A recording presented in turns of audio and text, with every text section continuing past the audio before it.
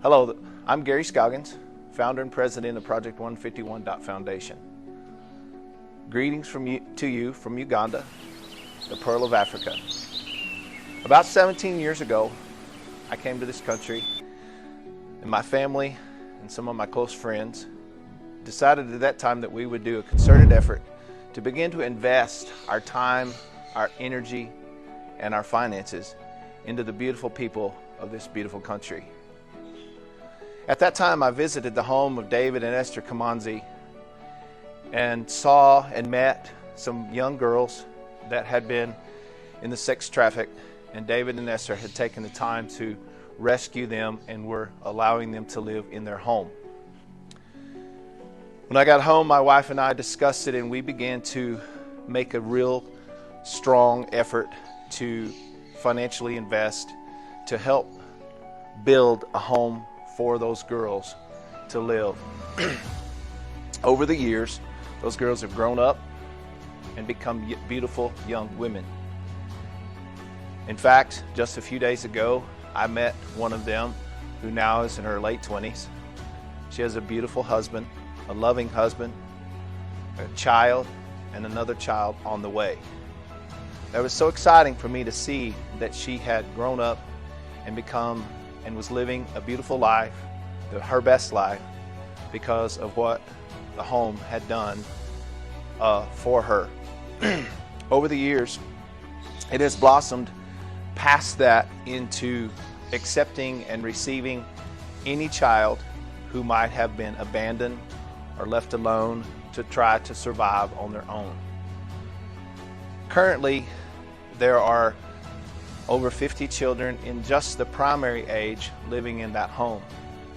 Through the years, as we have looked for opportunities to continue to help and support the home for their livelihood, it's been brought to our attention, and we recognize this, that these children need a better opportunity for education.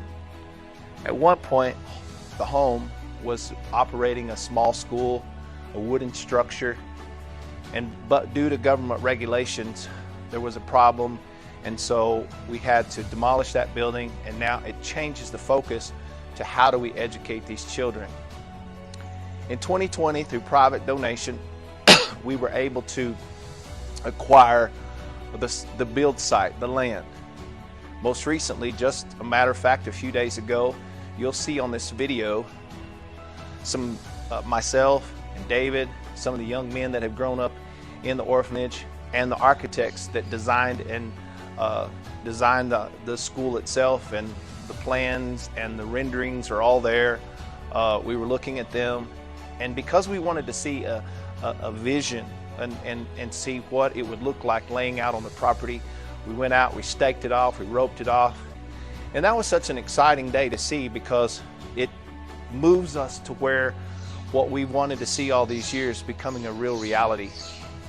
As you watch this video, you're going to see some things that might seem a little bit unusual. Let me explain.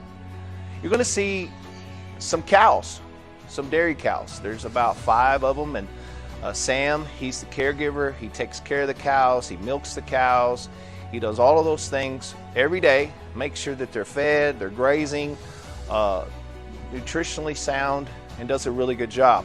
The reason for that is when you present a project of this magnitude, it's been the concern of some of the donors that the school would have sustainability. But over the years, the home of Love and Dreams has, with their partner organization Pursuit Uganda, has already developed sustainability. For instance, the cattle. The children in the home every day need milk, and so the cows are milked. The children are then be able to get fresh milk every day, and any excess milk that might come from the cows is then sold in the marketplace to produce some cash flow.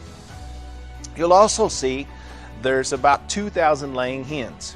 You'll see those chickens, and they're cackling and they're making all kinds of noises, and there's 2 young men who take care of those chickens. They have experience in that. They clean the eggs, they make sure the surfaces are clean and the areas are clean, and all that's done every day.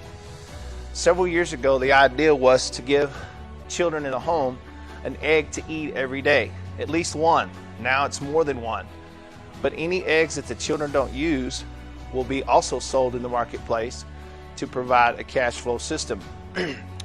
Once a school is built, that extra milk and those extra eggs will be used in the school to help feed the children, thus offsetting the food cost. So can this school sustain itself? The answer to that question is yes. And here's the reason, even another reason why. The school will be built to educate over 200 children, along with administrators, teachers, etc. Because it's it will be at a 200 capacity. It is every child in this country has to pay tuition to go to, whether it's a government school or a private school. So families often struggle to meet that requirement so that their children can go to school. Because of the size and the capacity of the school, our goal is to reach out to the community. And you'll also see some pictures and some video of what the area around looks like and some of the homes and some of the marketplace that they live in. Our goal is to provide a lower cost tuition rate so that the children that are not living at the home, the children of the community, will be able to attend school. And by doing so, by having them pay a lower rate tuition, it impacts their family. It's a blessing to them. They're able to go to school without a high cost. Also, some of the things that will be done, some of the volunteers are young women who've come out of the school, out of the home, out of the children's home, and grown up. They will be able to provide volunteerism that will produce and manufacture or make uniforms. It's required, again, for children to have uniforms. They'll be able to sew them and make them, which will be an offset cost to all the children that are part of the school system or attending the school. So yes, it can sustain itself.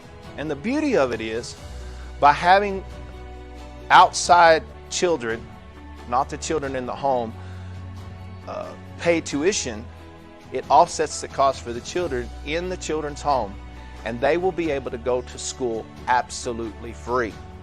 So this project is a huge project. It's big, it is sustainable, it is doable. And so I want to invite you, as you watch this video, to see the different things that we show you how that can be done. What do I need? What do we, Project 151 Board of Directors, need from you? We need you to take a serious look at this video. We need to take, if you're watching it on our website, I thank you. If you're not, go to Project151.Foundation and take a look at this video. What we are able to do with your help will not only impact the children in the children's home, but it will impact the community. It will advance their families. The at-risk children that are in this community and their families will be provided a financially affordable way for their children to attend school. Take a serious look at it, and thank you for listening.